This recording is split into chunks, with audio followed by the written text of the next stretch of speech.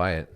Now it's starting. Is it starting? It is. We are live. Oh my. Yep. Oh my. Welcome to the Pious Reflections podcast. You are my wife. I am. And we are testing our live stream right now. And so I'm going to be host, interviewer, and producer all at once because we have some people coming over to the studio tomorrow who want to ask me some questions. And I wanted to make sure that this all worked. And I'm not sure if we're going to live stream. In fact, I'm almost certain we're not going to live stream. So, because there's some young bucks coming over to... And their questions are... They have some sure pretty good questions. And they think I know more than I actually do, which is pretty clear. So I decided that I was going to... and I'm going to be talking about Maximilian Kolbe. So, I don't know. Well, hold on. You're looking down at your computer screen right now. Yeah, I know, but I can't look at the look cameras. at me. Look at me. I could. Look up at me when you're talking about, because remember, I'm going to be talking the about audience. Maximilian Kolbe. You're not talking to the audience. You're talking to me. Well, you're not telling yet. me about. So who are you telling? Who are you telling this to? I'm telling it to the world right now, but we're going to be talking about Maximilian Kolbe tomorrow. Yeah. And it's going to be good. It's going to be a fun time, but it's not going to be available for other people. It probably won't. Tomorrow. Not tomorrow. Not tomorrow. That's what I mean. Yeah. It'll be available eventually. And right now there's nobody watching, so we're in the clear. Thank goodness. Anyway, so is it even on? Let's just make sure we're actually streaming. Maybe we got YouTube. Maybe we already got a strike. I'm going to check. That would be so sad. It would be, but I don't think we have. We haven't talked about anything controversial yet. So, hold on. I want to go to my channel. Mm-hmm. My channel. There we go. Yes, we are live. I can see us. All right. I can see us right there. Interview with my wife. Yep. And there's tons of errors, grammatical errors in the description. So maybe that's why we haven't really risen to the top yet. It's just once we just start getting that, they're there. They do need to work on this podcast dual thing, like posting podcasts to YouTube and videos, because I can see it's got to be confusing for people. Anyway, this is the Pious Reflections podcast. If you didn't catch that already, we are doing a test run of our live stream. We're having a great time. We are. And my wife decided that I should just interview her as a test because she's vain. I'm just kidding. Just kidding. So that's true. So tell us about your podcast. Why did you start your podcast? What was the inspiration for it? So it was a really great inspiration. And, the most important thing to consider here is that I was all about starting it because I totally underestimated how much I would have to be involved, because I thought you could just do all the work, and I thought it'd be super easy to just edit a podcast. Yes. And I was really wrong. It's true. And so... Just so you know, everybody, I didn't put her up to this. This isn't like I decided to... No, this is just public confession time. Put my wife on a confessional here. Nope, there's just no way for me to answer these questions without having a level at which I admit I underestimated what it takes to edit video. Oh, man. Hey, you, whoever you are. Comment, person. Hey. Let us know what you think. Enjoy what This is our in-studio setup. We got to clean this desk off, though. We have some candle wax there on the desk. But, yes. We'll get to it. Yep. So, anyway, you were saying. Anyway, all I was saying is that how we started the original podcast, which was not the Pious Reflections podcast. It was the Solomon's Corner podcast, which I did name. I came up with that name. I came up actually with a list of like 15 names. Yes, and I picked that one, and you said, why'd you pick that one? And I said, why that one? Yeah. And you were like, because it sounded cool. And everybody else liked it too. And also there was a domain available, which is an important thing to consider. Unfortunately, $10 domains do have a lot of say in what you end up naming your stuff, which people don't really understand. No. Because when we changed it to Pious Reflections, people were like, that's not a very good name. Some people made fun of it.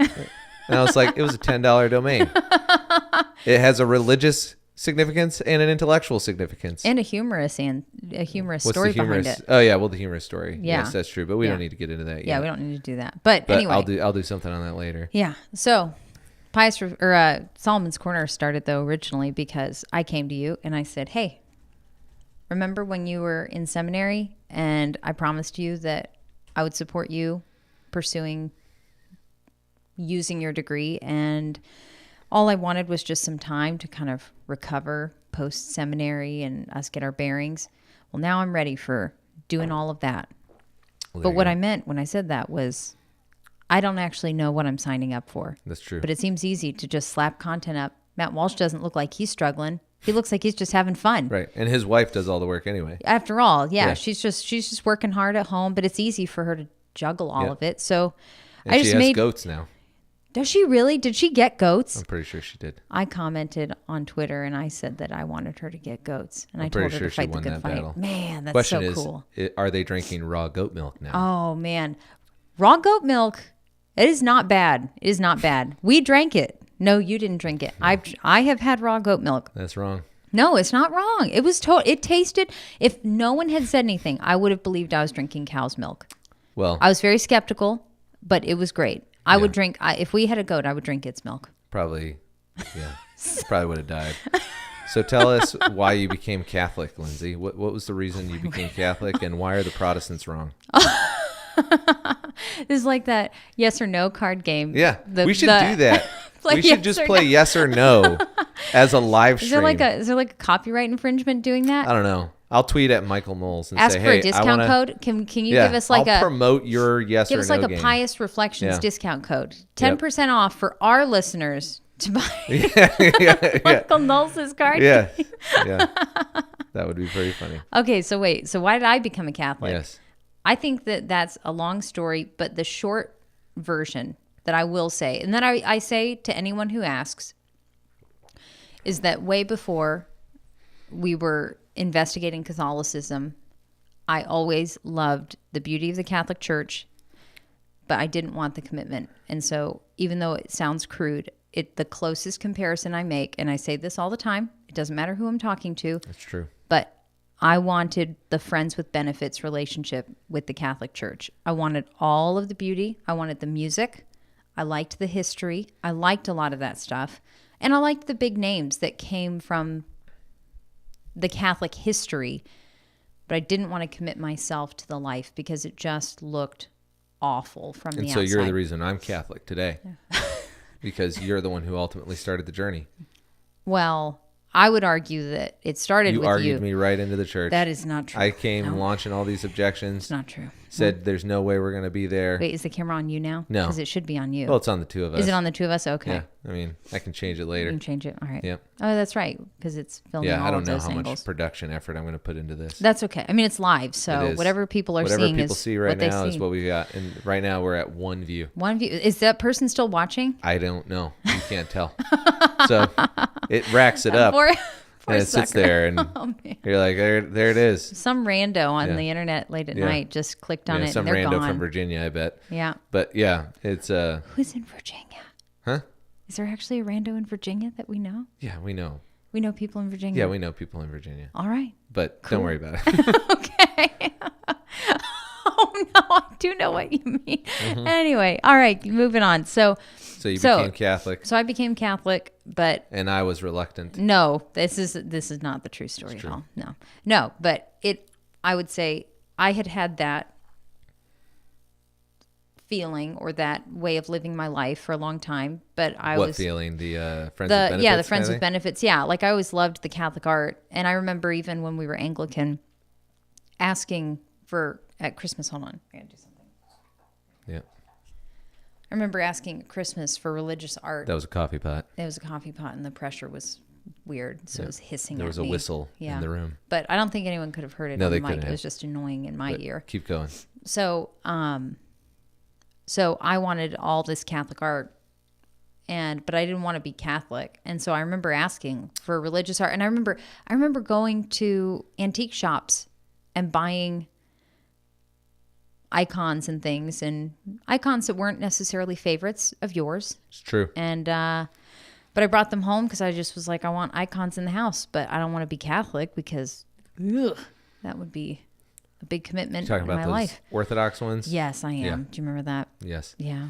Not a fan of that one. Yeah, I know. But it's still hanging on the wall somewhere else in the house. You don't have to look at it. Yeah, I know who has it. Yep. Anyway, so that was how I looked at the Catholic Church. There were things that I loved, but I didn't want the commitment the relationship. I didn't want that. And so this also comes back to you having been in a seminary that taught Thomism. And so because of your education, I was very convinced that natural law teaching was going to be essential to living the Christian life. And at this point, I was already constantly in disagreements with my fellow Protestant friends and relations about IVF and about abortion and about birth control and all of these things that I had become convinced were wrong, even as a Protestant, just simply using the same natural law arguments that you were always reading about in all this Thomas Aquinas stuff. And so then,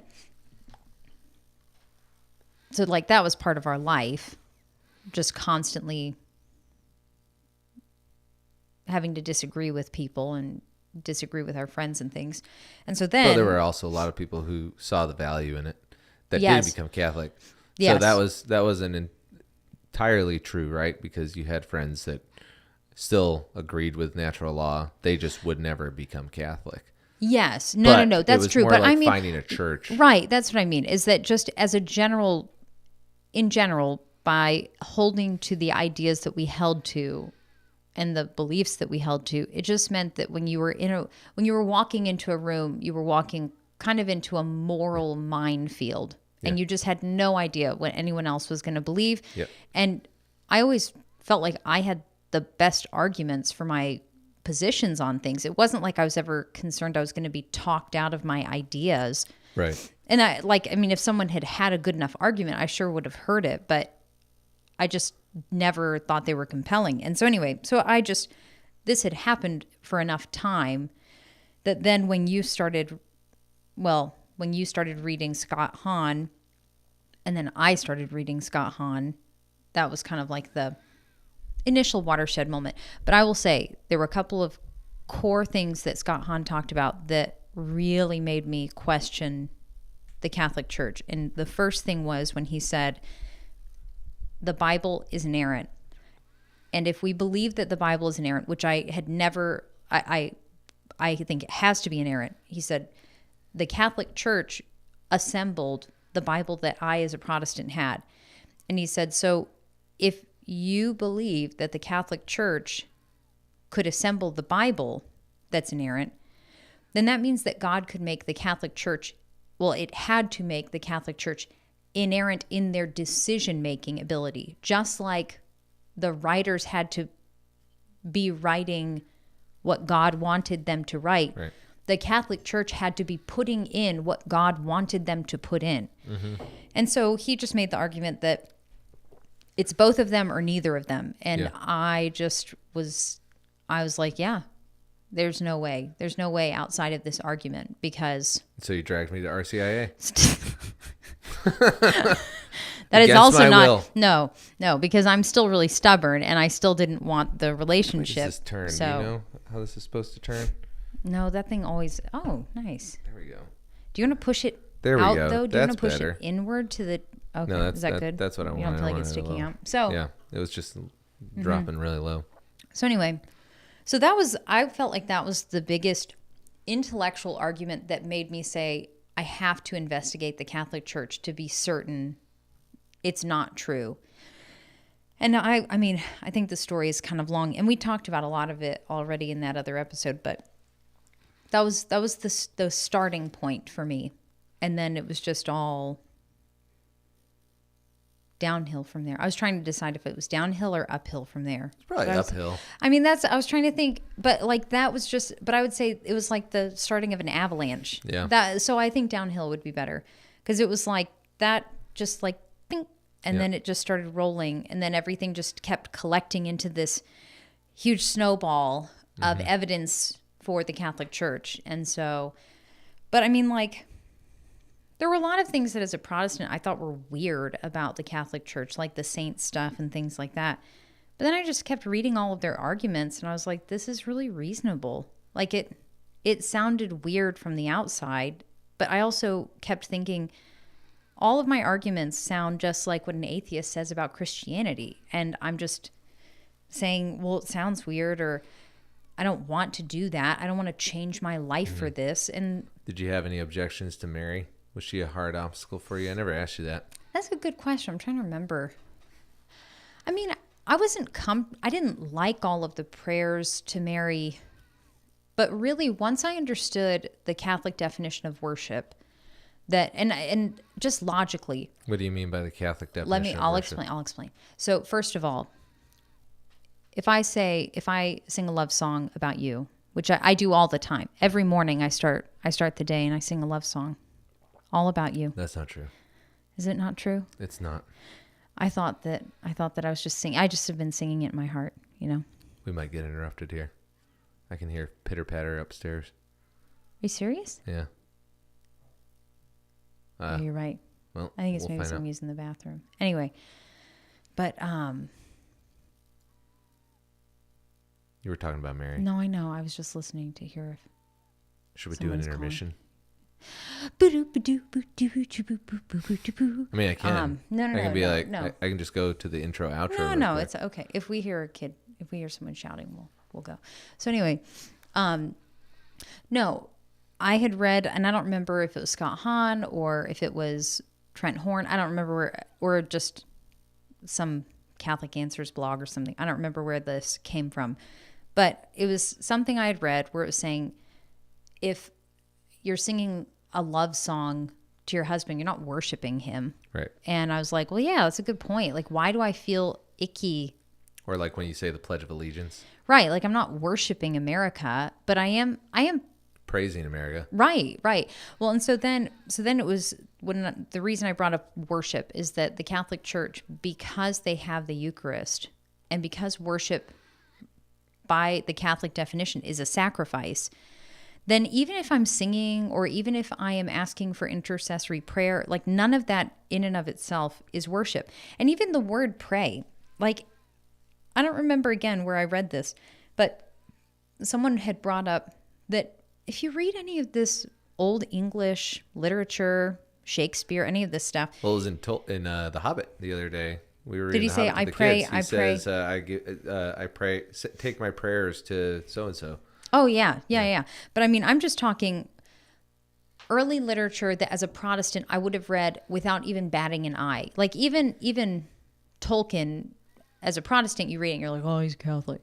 But like, even as a Protestant, when you're reading Shakespeare, you're not thinking like, oh, he's Catholic. I actually don't even remember if he was Catholic or not because I don't remember if he lived. Yeah.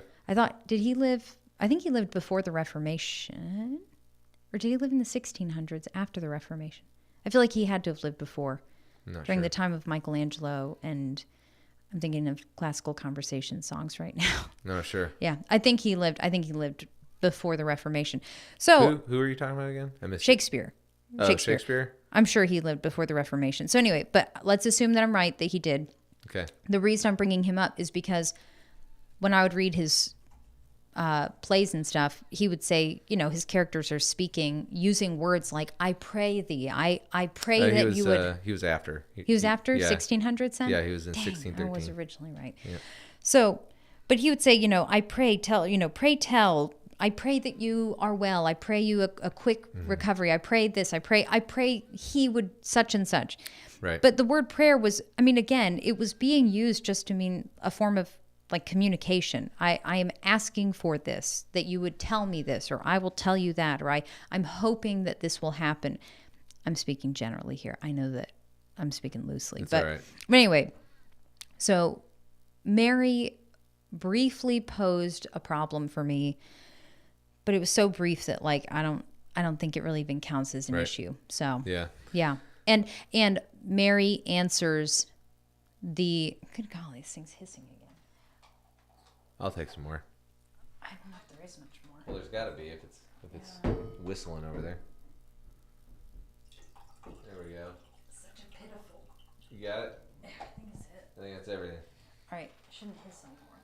I'm gonna loosen it up so it doesn't do that. Yep. So anyway, no, but the thing about Mary was that she answered the question for moms who have faithful daughters who want to serve God well. And so she brought so much more, like, I don't want to just talk,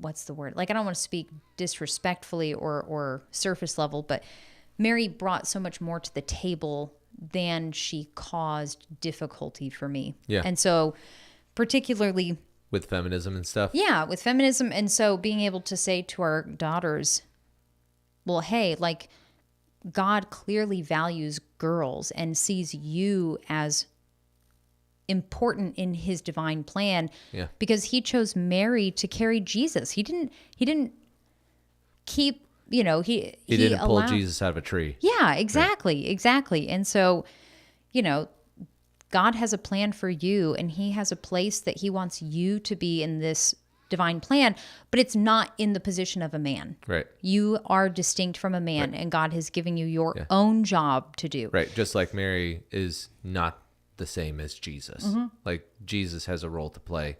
Right. In that Mary doesn't. Right. And so, there's definitely that. Yep. So, Mary was not, she was very briefly a burden, but then so much more of a gift. I just am so thankful for her now. So, who is your favorite saint?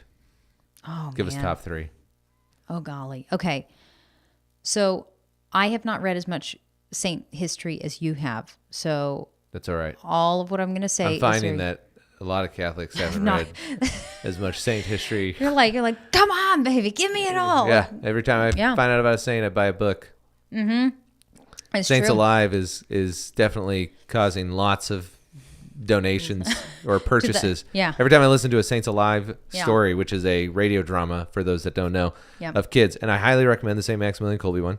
It is maybe not kid friendly, but it is kid friendly, but just kid friendly. But I mean, it's 8 and up. I mean, well, this is what Daniel, you're always saying about the Catholic Church.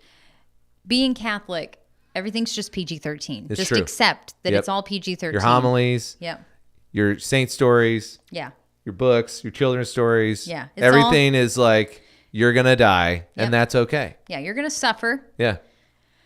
It's good.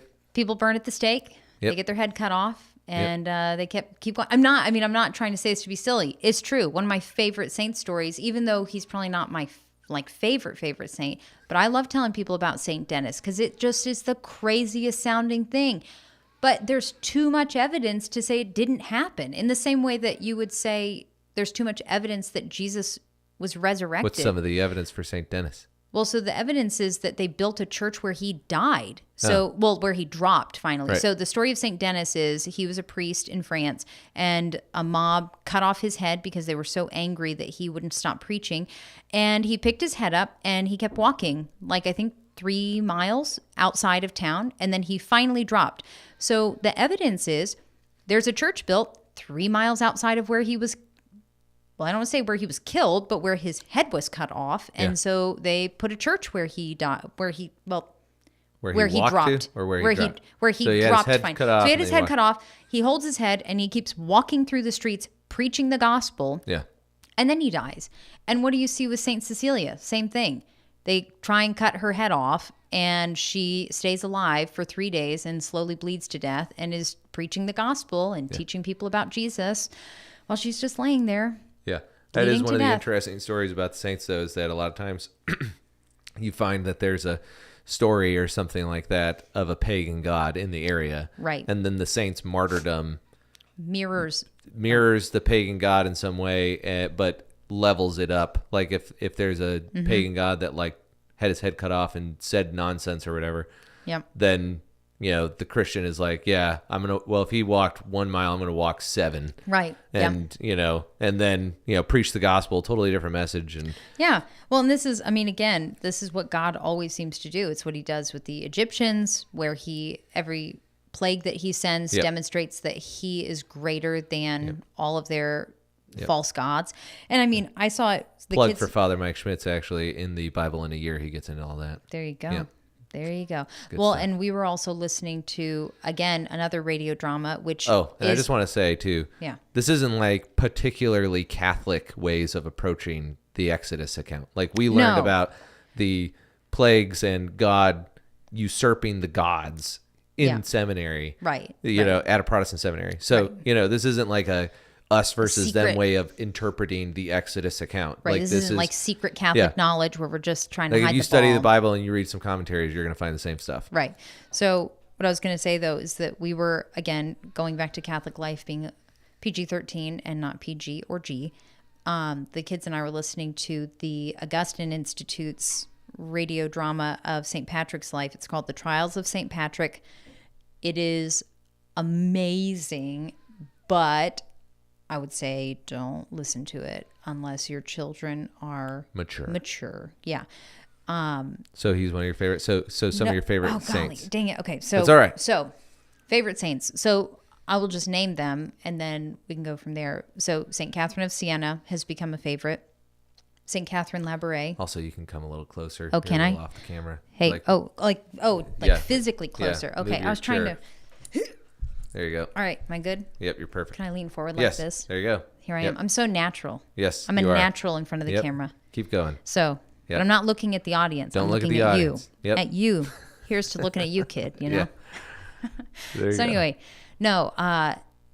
So I love Saint Catherine of Siena, and I've been learning about her reading. What is her name? You should take your hands off the mic. I should though. take my It hands looks off. weird. Okay. Yeah. Oops. All right. That's why I was asking. Is like, can I do that? Because it felt so natural. Yeah. So anyway, so I'm reading. I forget the author's first name, but Undgard, I think, is her last name. Oh, St. Norwegian- Catherine of Siena? The Saint Catherine of Yeah. Siena. It's like book about her Soon life. Ungutrid or something like that. Sigrid Undset, that's it. Yeah, Sigrid Undset. Sigrid Undset. Yeah. And she's a Norwegian Catholic, and so that's a great book. My word. Hold Just on. take off the lid. I know. I had unscrewed it almost all the way, and now it's just. I just totally want to know off. who this one person was who You watched. think they're gone? Oh yeah, they're definitely gone. Oh, I mean, that's too they got to bad. be gone. I definitely don't think they're there. But, If they that's were all there. right. God bless them for hanging with us. That's you know? right. They came in. We have 6 views right now, but Kidding me? Well, on X. Oh, okay. But- So anyway, well, okay. So I'll finish telling you my favorite saints. So I've loved learning about Catherine of Siena. Her life is really amazing, and I have also loved learning about. That's us. That's us live now. Yeah, that was me on accident, like Turning not you on. muting us. There we go. Wouldn't it be Right. funny if this whole time we've just been muted? Yeah, that would be funny, but I know that we haven't because now okay. I've seen that clip that of was the us? live stream Okay. right there. So, so my other favorite is a woman named Catherine Labouré, and so she is. And I don't. Do you want me to like explain the cool thing that had happened and Yeah. why I love her? So, the short version of the story was that not too long ago we were at a pro-life event, and it was your first pro-life event that you'd ever been to, and so it was really cool to be there as a family. And while we were there was a priest that was selling, not Peruvian Catholic art, Yeah. which by a random connection, a dear friend of ours grew up in Peru, and she and her husband, who is also a really dear friend of ours, they have Peruvian Catholic art in a chapel on their property. And it's beautiful. And so we had always loved it and thought it was so cool. So we're at this event, and randomly there's just this man, this priest with a booth selling this Pull up very a picture of distinct. Peruvian Catholic art. Yeah. And it's really distinct looking, and it's gorgeous, and it's super fun and colorful and gold, and it's just, I love it. And so we see this guy selling it, and I keep saying guy, this priest, this father, and we go over and we're looking at it, and I do love art, and I also am an impulsive art buyer, and I do love to buy art when it's Hold on. I'm Okay. gonna show this all right. real quick. Yeah, you're Yeah, fine. so you can see it right there. You've got these like angels with muskets, which is pretty cool. That's like the quintessential like Peruvian Catholic art. So there Yeah. was definitely some muskets and angels there. And I always look at these and I think we should definitely do some like Navy SEAL angels, Yeah. because if they've done it before, Yeah, we can do it again. Do it again. You can you do know? it again. So anyway, long story short, you gave me the go ahead. You said, if you want to pick out a piece of art, why don't you look through and see what you like? And I was like, yes, I do want to get some art. So I went through stacks and stacks of paintings, and these were all hand-done replicas of other famous Catholic art. And so I found this picture of Mary, and I was so drawn to it. It was just beautiful. And I actually, because we're still new to the Catholic faith, there's a lot of Catholic cultural things that we just don't know about or don't know what they mean. We're probably going to find out some tomorrow when these kids come over, teenagers come over and drop a bunch of their homeschool Catholic knowledge on us. Drop some bombs. Yeah, so it's going to remind me of the time when I went and spoke at the youth group event and I forgot John 3:16. Do you know it now? Yeah, for God so loved the world that he gave his only begotten Son. Thank goodness. Yeah, last time you needed some help. Now that I'm Catholic, when you become Catholic, you forget what your Bible says. It's poof, confirmation. It's gone. Just don't even need it. You know? You don't need it. You just, in fact, when you become Catholic, you give the church your Bible and you say, "I'll never read it again." I'm just kidding.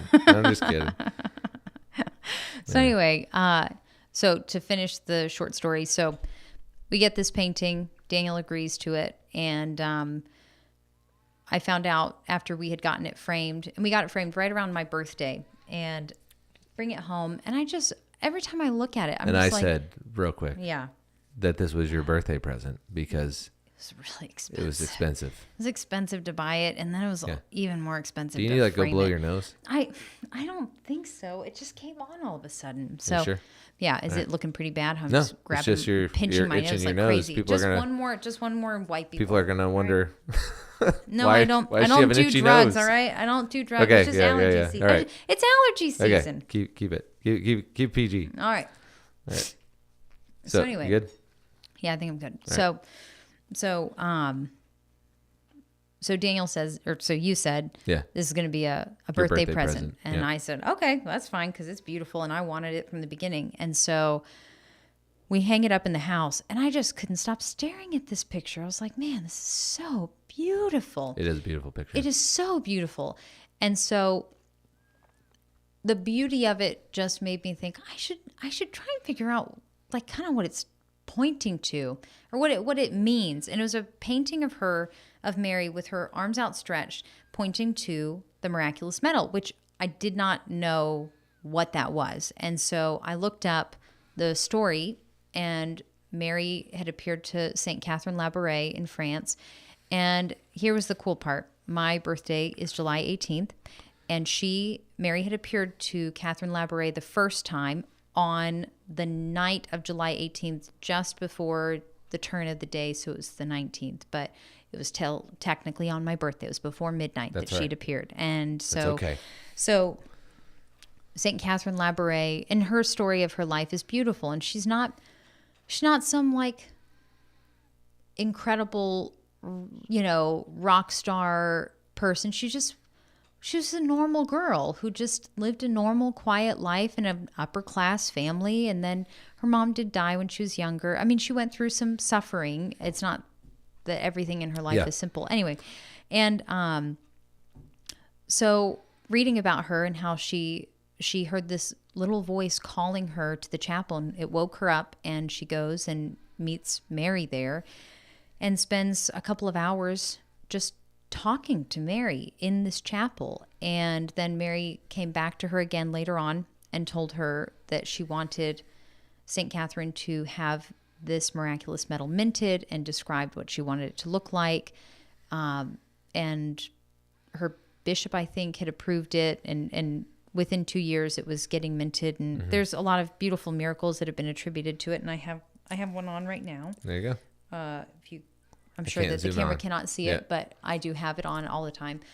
But it was a very beautiful thing because, first of all, it always bummed me out. I felt like there was no special saint thing on my birthday. And knowing that I had this painting representing the miraculous medal and Mary showing it to St. Catherine. I have it hanging on my wall, and it happened the night of my birthday, or the whole story began the night of my birthday. But then in addition to that... That is the miraculous medal for those that do not know. So...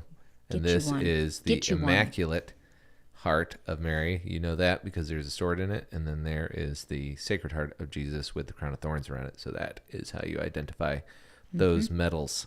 Yep. So the one other thing I will say about her that I just loved is I love old people. I used to work in long-term care, and I loved it very much, and I found it to be incredibly rewarding. And St. Catherine is the patron saint of old people. Labouré? Yeah, St. Catherine Labouré. She is the patron saint of Old the elderly. people. Yep. That is weird. It was crazy, and I was That's like, really crazy. and just her whole life, she was always her life was never in the spotlight or anything. It was on her deathbed that she finally told her sisters. So she was in I don't remember. I think maybe the Visitantines. She was in the group that St. Vincent de Paul started, but I don't remember which group of sisters. Anyway, but she just took care of the elderly and took care of the sick and lived a quiet life and was secretly behind all of this minting of these miraculous medals, and only on her deathbed did she tell anyone about it. And anyway, so she's one of my favorites. And then St. Denis, St. Catherine of Labouré, and one more. And St. Catherine of Siena was my other one. Catherine of Siena. Why do you like St. Catherine of Siena again? Oh man. Well, so I mostly love her because I've just been learning so much about her life, but as far as she was incredibly mild in a lot of ways. She just had such a gentle nature. What's a big thing from her life that people might not know about, or that people should know about? Well, okay, so she was. What's the elevator pitch for St. Catherine of Siena? Why should somebody read about her? What's a miracle that would make somebody pick up her book? Oh my goodness! Oh man. So I would just say, historically speaking, she was the one that God used to bring the Pope from Avignon, France, back to Italy, back to Rome. And so, which probably doesn't sound like a big deal to most people, but it was a huge battle that had been fought for a very long time. Right. And the Pope was just busy whining and dining over in France. And there was a lot of corruption in the church. And Didn't she also live off the Eucharist? Oh, yeah. Well, so there's also, that's a huge one too. No, there were so many miracles. She got leprosy and then God just healed her. And this happened all the time because she would go around taking care of the sick. Oh, yeah. She would go around and take care of the sick. And so by the end of her life, she would so this is amazing. By the end of her life, she could only eat the Eucharist, receive the Eucharist, as that was her only sustenance. And she would sleep maybe 45 minutes a day, maybe. But she said that her rest came from her time in ecstasy, in being with Jesus in these visions that he would give her. And so there are actually some sad stories where people would torment her while she was in ecstasy because they just thought she was doing it for attention, a lot like what St. Bernadette went through. But this was in the early 1300s. And in one of the stories, this was when I think she was in Avignon, and she was in ecstasy. And one of these royal ladies just did not believe it was real, didn't really understand what was happening. And so she took a pin and stuck it into St. Catherine's heel to try and get a reaction from her.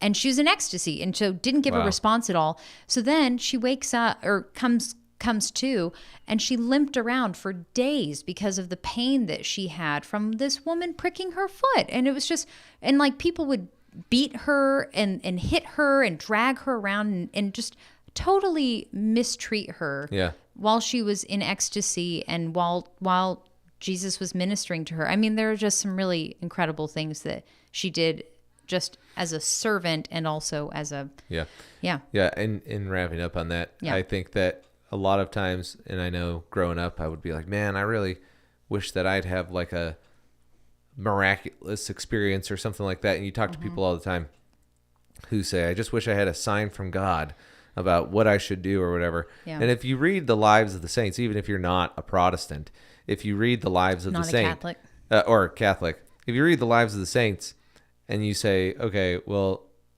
if I had that, then I don't know if I want that life. Right. And especially because a lot of times you read the saint and you think well, if I had a miraculous experience, I would not forget. And it's a lot of them do actually forget about Yeah. the miraculous Oh, calling yeah. on their life. Yeah. And then they get reminded later, like, hey, you're supposed to do this. Yeah. And then they're like, oh, yeah, I got a real hard life ahead of me. And so, Yeah. yeah, I think that they definitely make you really become grateful that you're just a normal worker in the kingdom of God. Yes. Not necessarily, even when we watched the Song of Bernadette, and our kids were confused why the character who played Bernadette would cry, that the priest is telling her, like, this is what you need to have in your life, that you should be a sister. Yeah. And she's like, I can't bear it, Yeah. And even though I felt like there was some revisionism there, because Yeah. from what I've read, she wanted to definitely be a sister.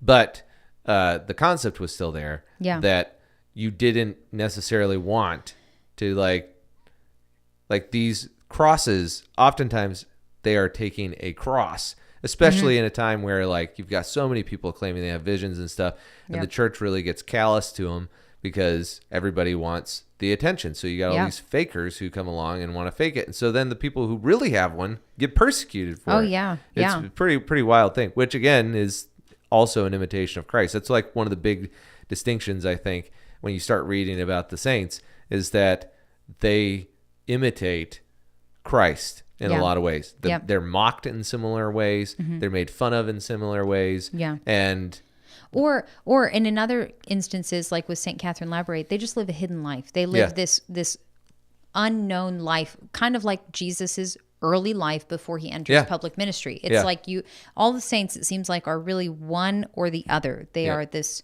quiet, hidden servant, yep. or they are this publicly persecuted and kind of thrown up on a not a pedestal, but like up on a standard to be Yeah. looked at and mocked. Yeah. It's true. So Anyway, well, Yeah. this was a good test run. I Yeah. appreciate you having the courage to come on and Hey. do this, because this isn't necessarily the easiest thing for you, but I thought you did great. I appreciated the great questions. 'Cause Yes. I love talking Well, about these I saints. pulled some of them from the old from the old Young Guns. Young Guns questions. So, There you go. But now they won't be able to ask you them if they have you on the podcast. But chances are you'll actually be here That's when true. they interview That's you. true. So, That's true. But anyway, yeah. So we will be talking about St. Maximilian Kolbe tomorrow. I will be. But you're not going to hear it tomorrow. You're not gonna hear it tomorrow. Yeah. But well, I don't know. I mean, it depends. If it's not, I mean, yeah. We'll see what happens. yeah. But they definitely have some questions in there that I don't know the answer to. So it's they might know more about St. Maximilian Kolbe than I do. But if you want to learn about St. Maximilian Kolbe, then you should definitely go and check out this book right here, which is, I'm on the wrong camera. Forgetting How to Love, which you do is this camera? Yeah, I'm right there. Oh, wait, but Yeah, you're this. yeah, I'm pointing to it. No, this camera. No, This- that camera. this Oh, I could camera. do that one. Yeah. Yeah. Hold on. There we go. Yeah. That's much Forgetting better. How to Love. Yeah, There we way go. closer. Yeah. Yep. See, this is why I shouldn't just talk and run the show at the same time. But you're doing a great job. Trying to, You're doing great. we'll see. But anyway, thanks for watching, everybody, and check out this awesome outro that I have. We will see you next time. Take it easy.